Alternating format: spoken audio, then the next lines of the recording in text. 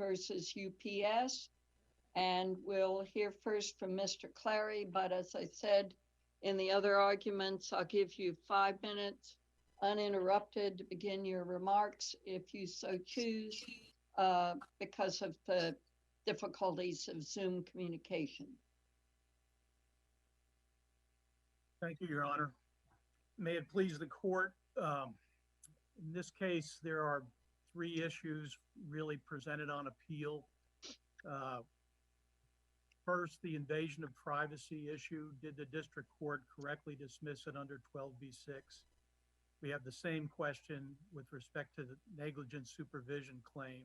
And then finally, whether the district court properly granted summary judgment on the intentional infliction of emotional distress claim. With respect to invasion of privacy, our argument is predicated on the prong that is known as intrusion on seclusion or personal affairs. And of course, the court has read the record, so it knows what the facts are in this case. Mr. Amin basically was granted permission to go to the restroom, ran into UPS division manager Sergio Castro, who informed him that he would be terminated if he went to the restroom. Amin insisted that it was an immediate need for him to use the facilities. That did not matter to Mr. Castro. He directed Mr. Amin to return to his location and to continue working. If he didn't do that, that he would walk him out, that he would terminate. That is where things stood. Mr. Amin did comply with that order. He went back to his location. At that point, Mr. Castro followed him back to that location and stood behind him to make sure that he did not leave to use the restroom. And then, nature took its course. Mr. Amin defecated on himself. We're contending that that is a violation of the Texas tort of invasion of privacy through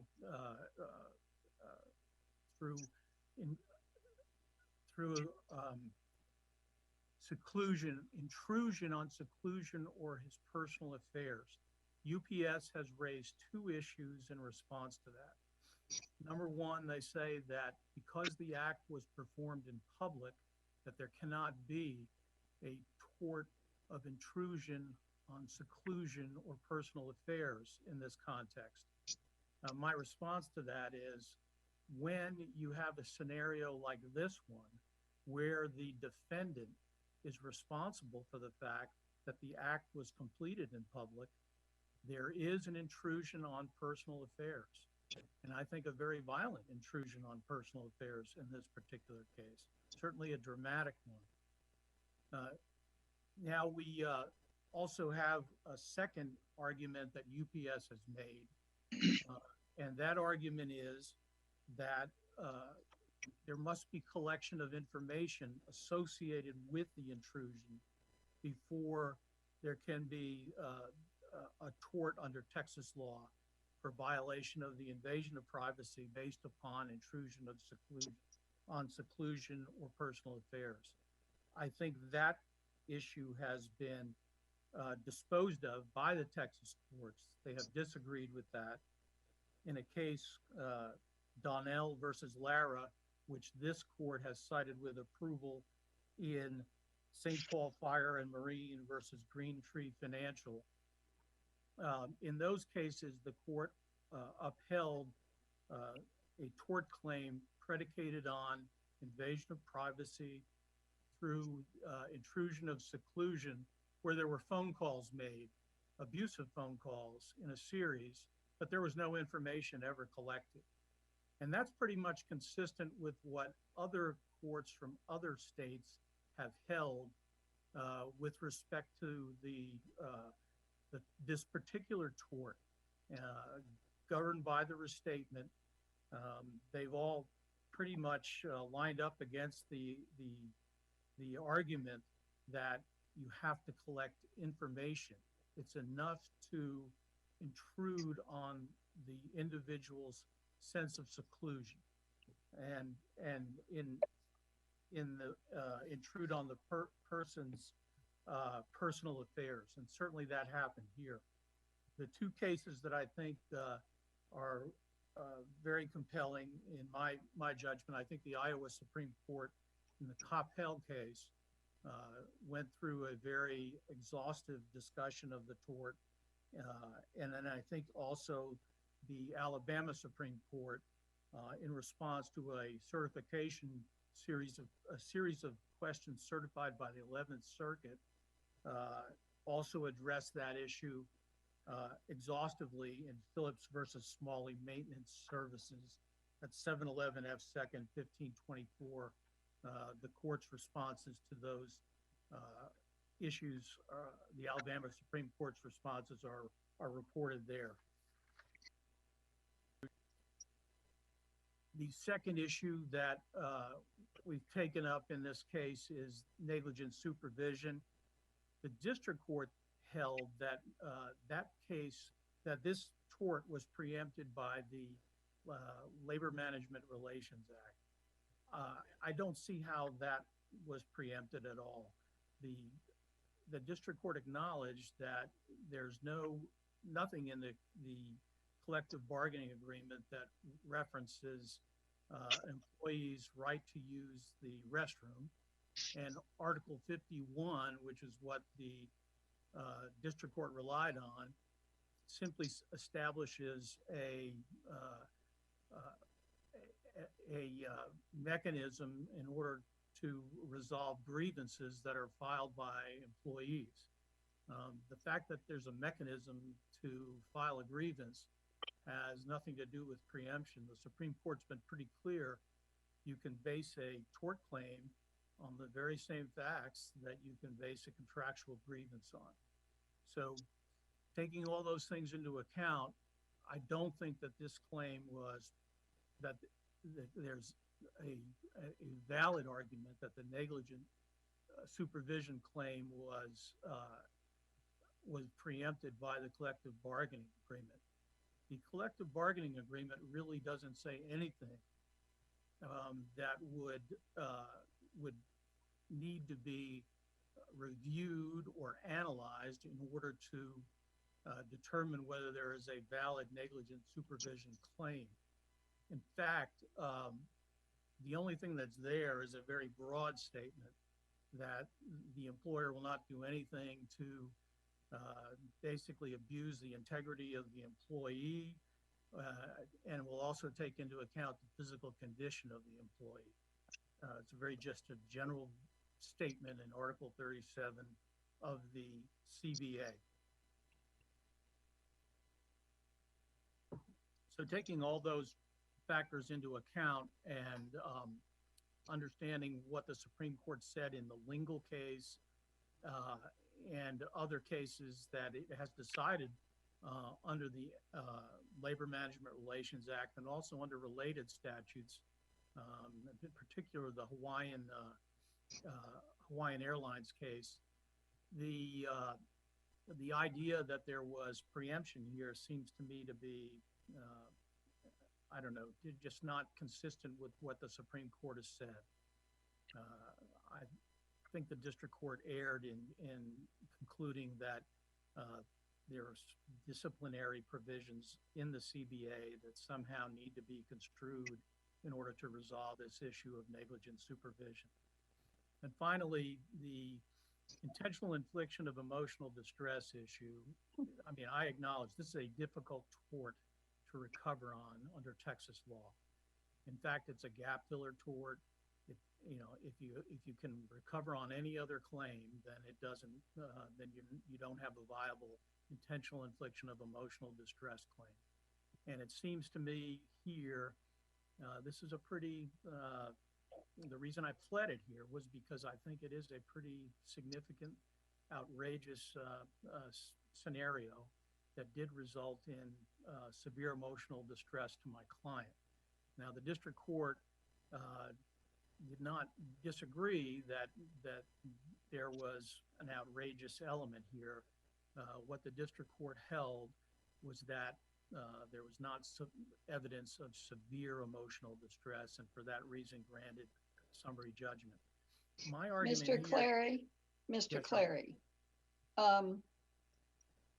I think you need to probably ought to concede that there's no Texas. In fact, you haven't cited any case that's similar to this. In fact, maybe the most similar situation was one of the hypotheticals in the restatement second that you mentioned in your brief. And what I'm wondering is, should we certify this to the Texas Supreme Court on the question of a cause of action? I've thought about that, Your Honor. It's certainly something that you haven't the option to do. My concern is, I really think when I'm thinking through this tort, I believe this is not a close case.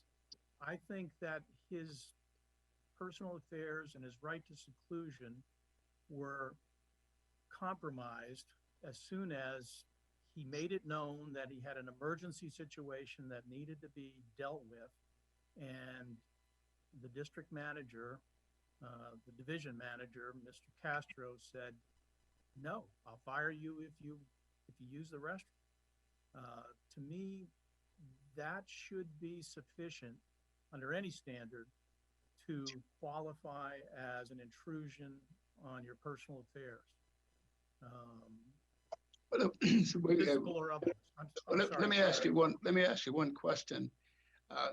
It strikes me that your argument that with regard to the CBA preemptive force is absolutely sound, and it's not preemptive. And I think it strikes me as being errored, and that would come back to you for the claim that you want to make there.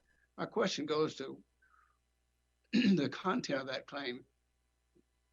Would that claim allow you to bring pretty much the same claim that you otherwise would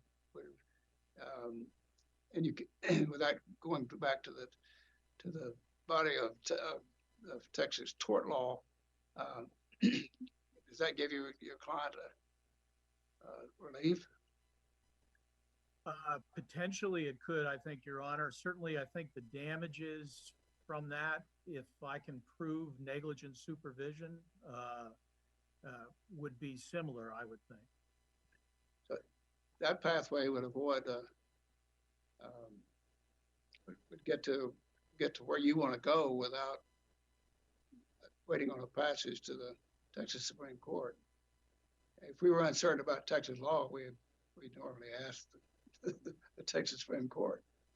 But in this circumstance, I wonder if it struck me that you may have all that you need. If I'm correct, that we ultimately conclude that the 301, there was no preemption here. The court was in error, and so concluded. That may be, Your Honor. I think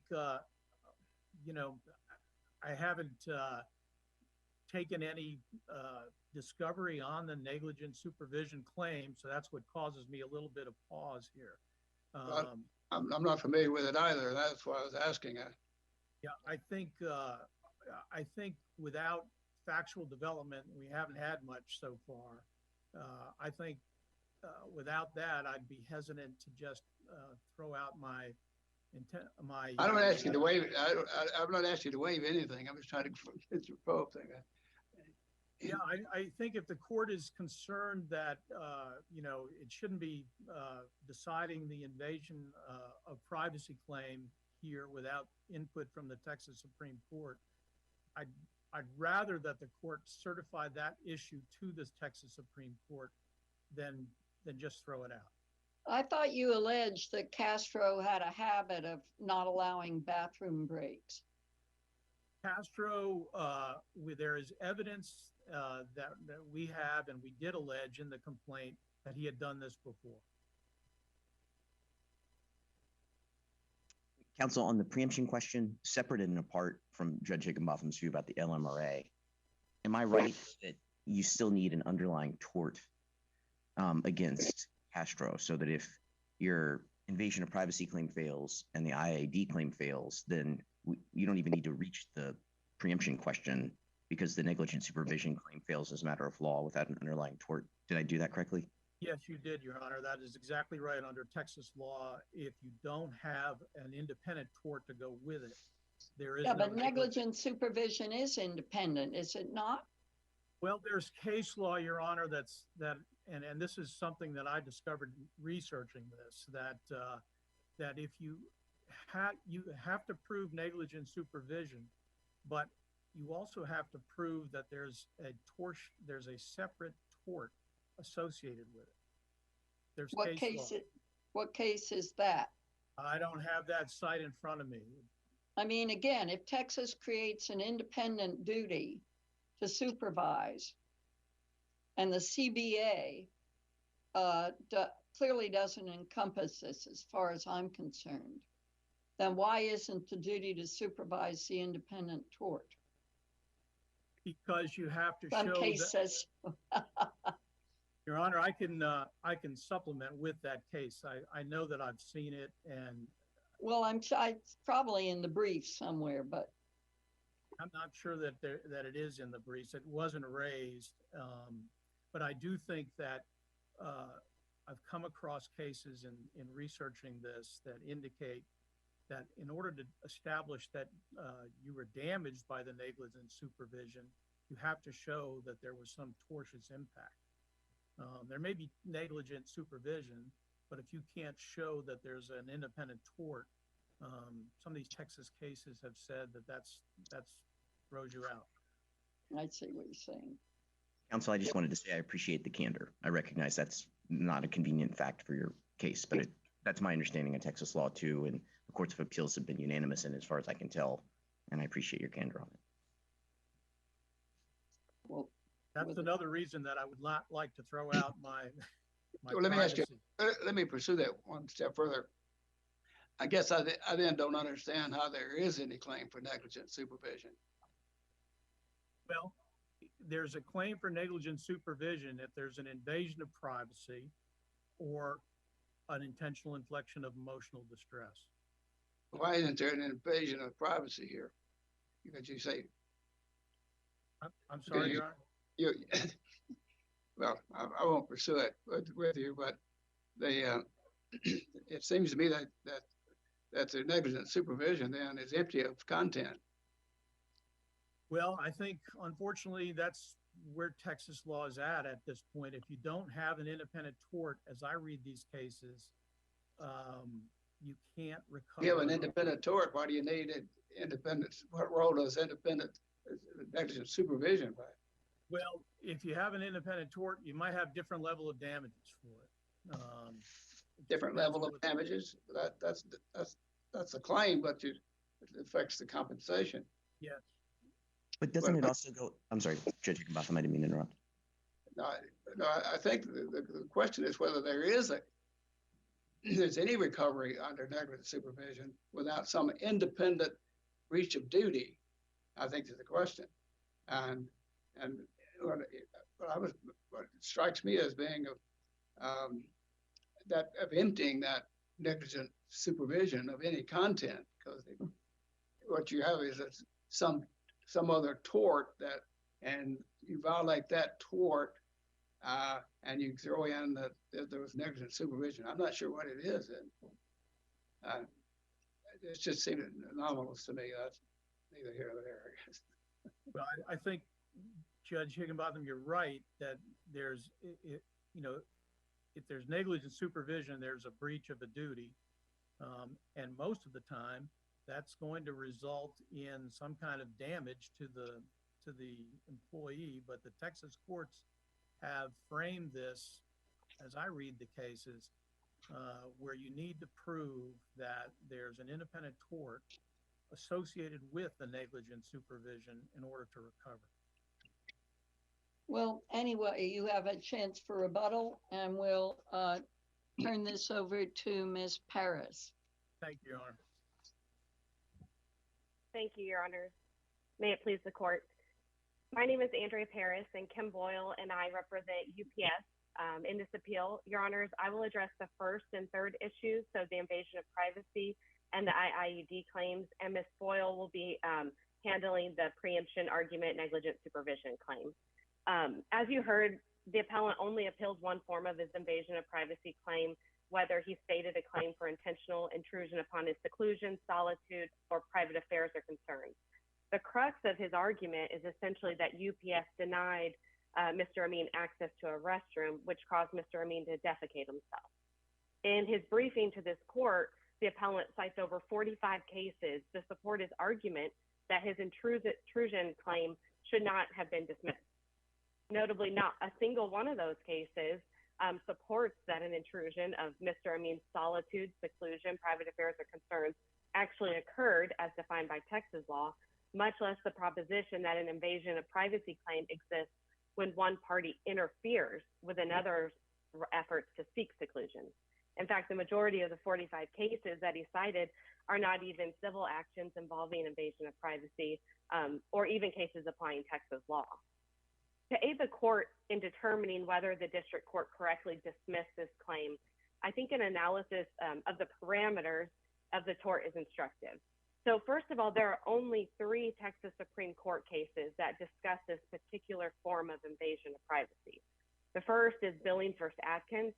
It's the first case that in Texas to recognize the claim, invasion of privacy claim of this particular form, and it upheld a jury verdict finding a wiretap of a person's phone in their home was considered an invasion of privacy. The second case that the Texas Supreme Court considered was Valenzuela versus Aquino, and that set the definition of what constituted a violation of the tort, and it largely followed the restatement. And in that case, they considered whether picketing directed at a family's home was an intrusion. And in that case, the Texas Supreme Court held that it was not, noting that if it were to hold otherwise, picketing focused at a residence would always be an actionable breach of privacy, regardless of the circumstances. And the last case that we see that the Texas Supreme Court made any comment about this claim is the Texas Comptroller of Public Accounts versus Attorney General of Texas. This is a 2010 case, and 2 Supreme Court justices stated in a concurring and dissenting opinion that no Texas court has ever found a violation of the intrusion upon seclusion tort absent a physical intrusion or surveillance upon the seclusion of another. The justices noted in this particular scenario that the tort's not committed by someone who unintentionally facilitates a possible intrusion, and to expand the tort in that case, as the plaintiff suggested, would essentially redefine the tort to include any action that may or may not lead to an intrusion. So as you can see, after the tort was developed, the 2 opinions that have even discussed, Texas Supreme Court opinions that have even discussed this, are hesitant and are careful to ensure that it's not improperly expanded. Based on these 2 or 3 Texas Supreme Court cases, Texas district courts and appellate courts and federal courts applying Texas law have, quote, consistently held that an intrusion upon seclusion claim fails without evidence of physical intrusion or eavesdropping on another's conversation with the aid of wiretaps, microphones, or spying. As one Kirk coined. Counsel, let me ask you a question. Suppose that the supervisors here, that this man was working in a particular phase and he simply went over and locked the door and said, "You can't exit." Would it be an invasion of privacy if someone locked the door and would not allow him to exit? Well, would you not have an independent tort of some kind there? Well, Your Honor, I think the parameters of this claim is if we review the Texas cases and the federal cases applying this, we really see 5 areas of categories of conduct where courts have found a physical intrusion or eavesdropping. The first type is a physical or visual intrusion of property. So, for example, placing a video camera, in a bedroom. We have a case that says that would be an intrusion.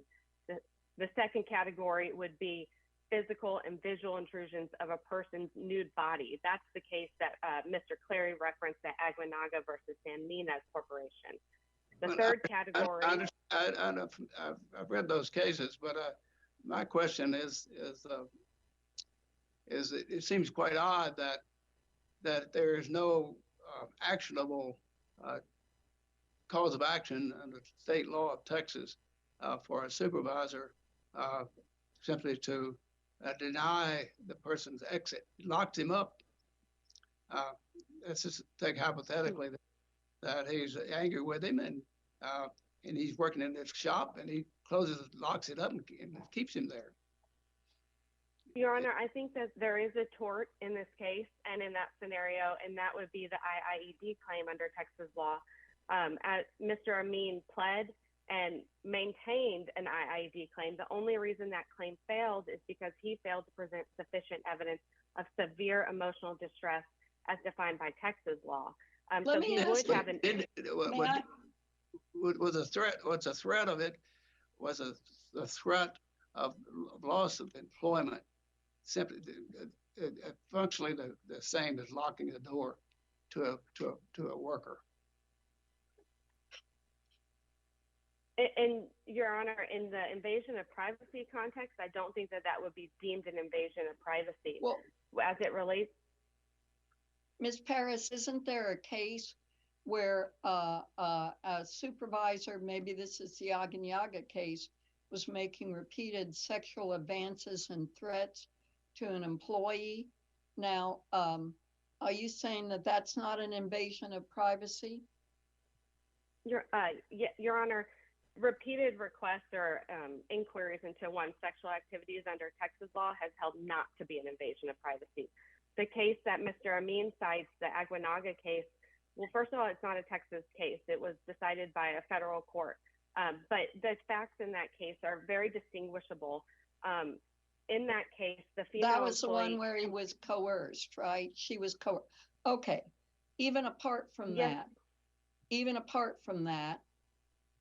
that, part of 652B refers to invasion into private affairs.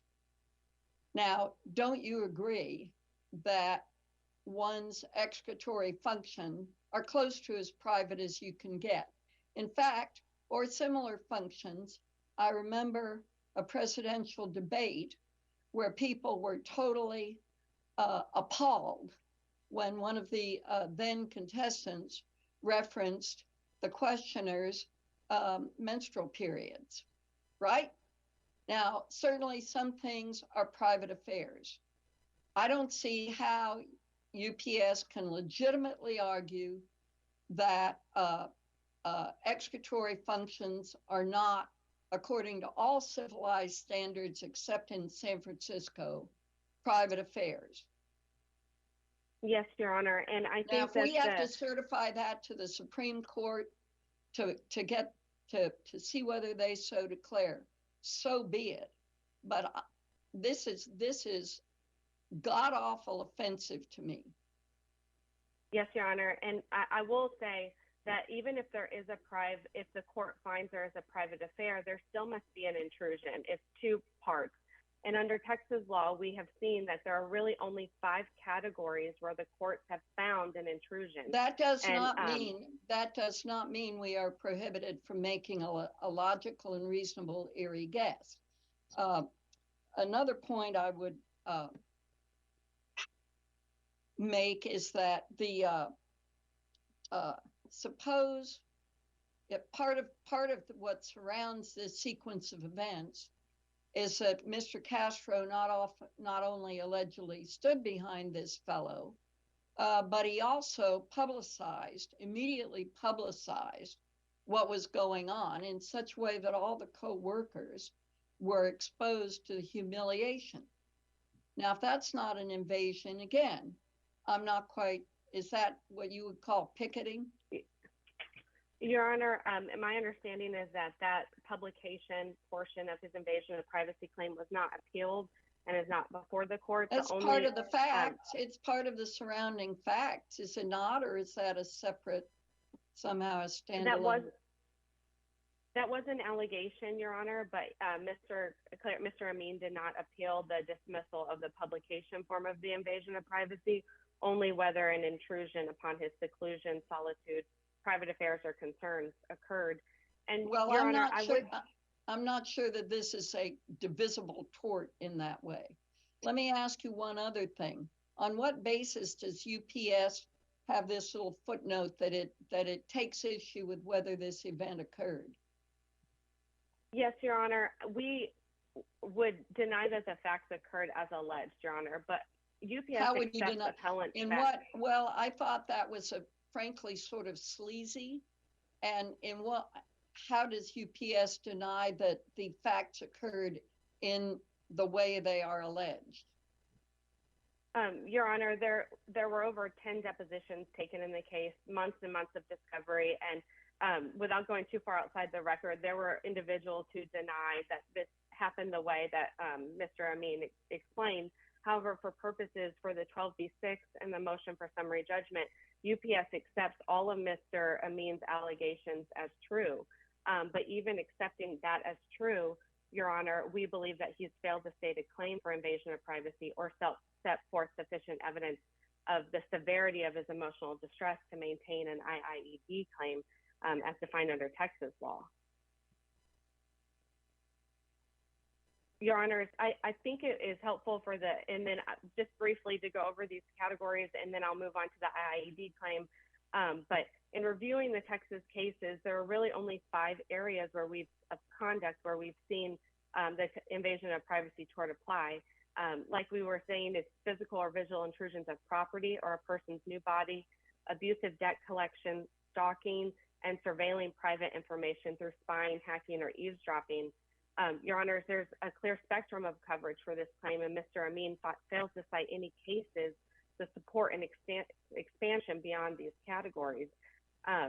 Your Honors, permitting him to maintain an invasion of privacy under these claims would be an improper expansion of Texas law, something that we can see the Texas Supreme Court has been wary of doing.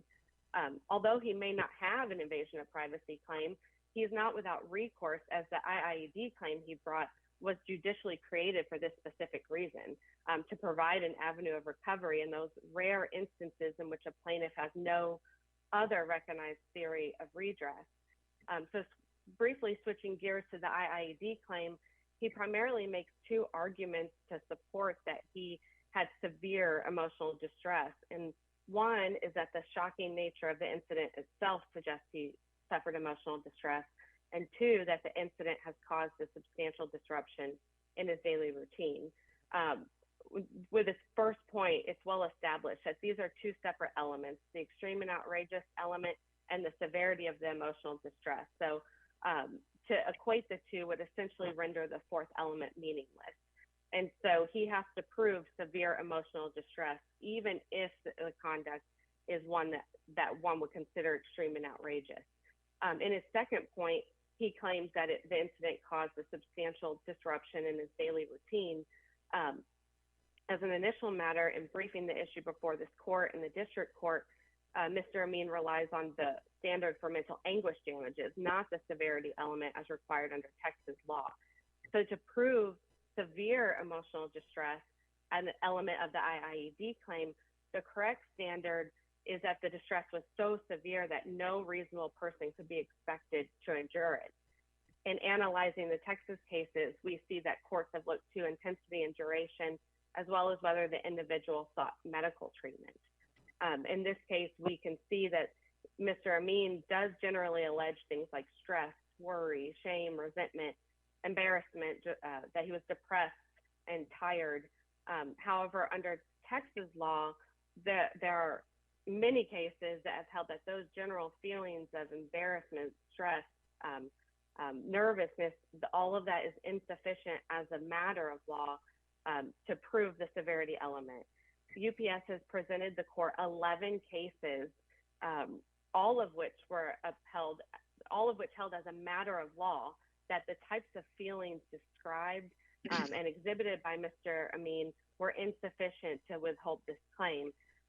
Certainly, the fact that Mr. Amin never saw a therapist, counselor, or healthcare professional is also indicative, and as many Texas courts have stated, militates against a finding of severe emotional distress. He was never diagnosed with anxiety or depression. and he provides no meaningful details that his daily routine was disrupted. To the contrary, he said he was a very active person, and that only changed 11 months later due to an unrelated surgery. Your Honors, I see my time is up, and I'll now pass the baton to Ms. Boyle to address the preemption argument. May it please the court, Your Honors, I realize that I have an uphill battle in arguing preemption based upon the court's questions and comments to Mr. Clary, so I'll jump right in as it relates to UPS's position on this point. As the court is aware, in this court ruled in Baker versus Farmers Electric Corporation that not only is preemption governed as it relates to claims found directly on rights created by a collective bargaining agreement, but it also governs claims substantially dependent upon an analysis of a collective bargaining agreement. Mr. Clary refers to Article 51 of the collective bargaining agreement between UPS and the Teamsters Union, but fails to address Article 37 of that same collective bargaining agreement. First of all, the specific title of Article 37 says it governs management-employee relations. The specific provisions of Article 37 state the following: the employer shall not in any way intimidate, harass, coerce, or overly supervise, and that's a direct quote, or overly supervise any employee in the performance of his or her duties.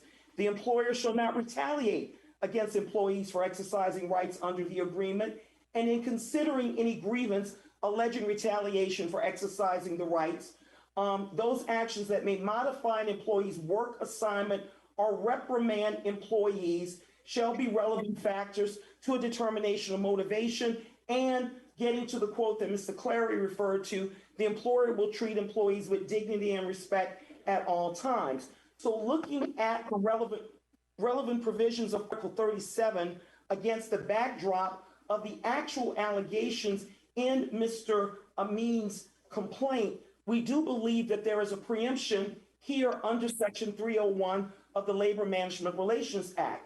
Mr. Clary focuses specifically only on the issues related to whether or not, or the fact that there was a defecation. However, he fails to address other very pertinent paragraphs in that complaint, and I will turn the court's attention to one, paragraph 15. Paragraph 15, Mr. Amin specifically alleges that Castro asked if he had already had his 10-minute break, and Castro told all personnel working no one goes to the bathroom except on their 10-minute break. The 10-minute break issue specifically relates to supervisions, whether or not there was over supervision, harassment, intimidation. In paragraph 18 of the complaint, Castro demanded that Amin immediately return to sorting on pain of termination. That relates to the retaliation provision of the collective bargaining agreement. Counsel, yes, Your Honor. I appreciate your detailing the various provisions of the CBA that would cover this. But my question is a bit different. The question of preemption issues, I would frame it as different, is not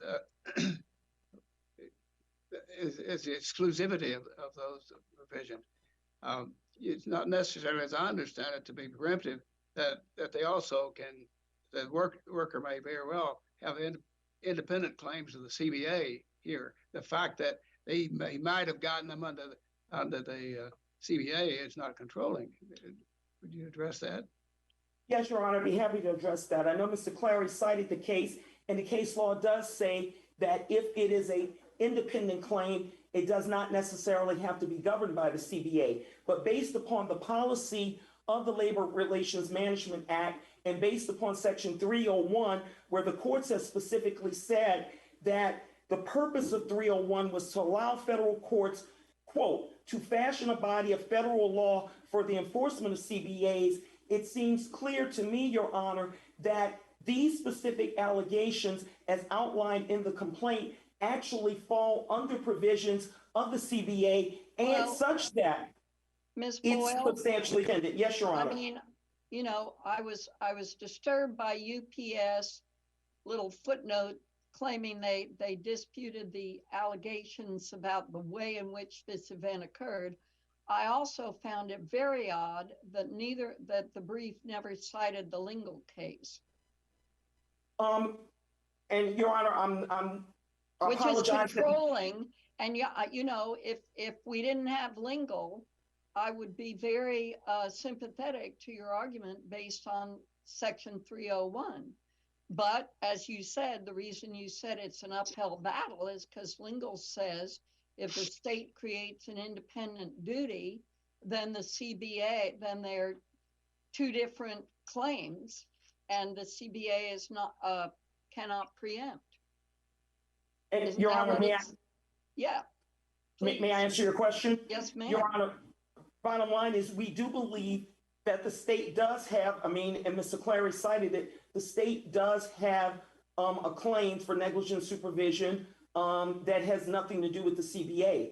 But my understanding of the case law, even including the lingo case, my understanding of the case law is looking at whether or not it's inextricably intertwined with the provisions of the collective bargaining agreement and whether or not there's substantial dependence upon those relevant provisions of the collective bargaining agreement to determine whether or not Section 301 preemption applies. Well, I don't see how you can, well, just for the sake of argument, I don't see how you can say much about how the CBA should have applied here, because after all, I mean, at most, gave lip service to enforcing the CBA in this case. It did, you know, that something happened 4 months after Amin was discharged, when he presumably was no longer a member of the union, or if he was no longer a member of the union employed by UPS. And I think the reference to CBA is meaningless in that circumstance. Your Honor, may I respond since I'm out of time? Yes. Your Honor, I'll say briefly that I understand the court's concern with that, and notwithstanding whether or not UPS and the union properly complied with the time requirements outlined in the CBA related to the resolution of a grievance, in my view, Your Honor, the snapshot view is determined by looking at whether or not at the time the incident in question took place, the actions of Mr. Castro as the manager and supervisor over Mr. Amin, whether or not his legal duties as manager are based substantially upon the provisions of the collective bargaining agreement, which instruct and mandate him not to harass, which instruct and mandate him not to intimidate, which instruct and mandate him not to coerce, and certainly instruct and mandate him not to overly supervise. That's the specific language used in the collective bargaining agreement, Your Honor. I recognize that I'm out of time, and I appreciate the court's consideration of this issue. Okay, thank you, Mr. Thank you, Your Clary. Honor. Yes, ma'am. Thank you, Mr. Clary. Yes, thank you, Judge. On the preemption issue, I don't think that UPS would dispute the fact that anything that's alleged in the complaint would not qualify as basically violating Article 37 of the CBA. If it's not in dispute, it's not something that needs to be looked at. I don't think it needs to be looked at all. Certainly, the torts I've alleged in this complaint exist independently of anything in the CBA. But if you want to look at the CBA at all, it's not objected to by UPS. They have not alleged that the facts of this case, as alleged in the complaint, don't violate the CBA. They're atrocious facts, and if they're proved at trial, then there should be no preemption here. As far as the IED claim goes, I just want to say that I think there was enough to go to the jury with that. It shouldn't be the district judge determining whether what is in the affidavit is sufficient to demonstrate severity. That's something that the jury, under the Seventh Amendment, should determine. You know, we're not in state court; we're in federal court, and I think the jury should be the one making that determination on the question of severity. If the court has any additional questions, I'll be happy to answer them. Other than that, I've really said everything I have to say about it. All right, thank you very much. It's a very interesting case. We are in recess today. Thank you, Your Honor. Thank you, Your Honors. Thank you.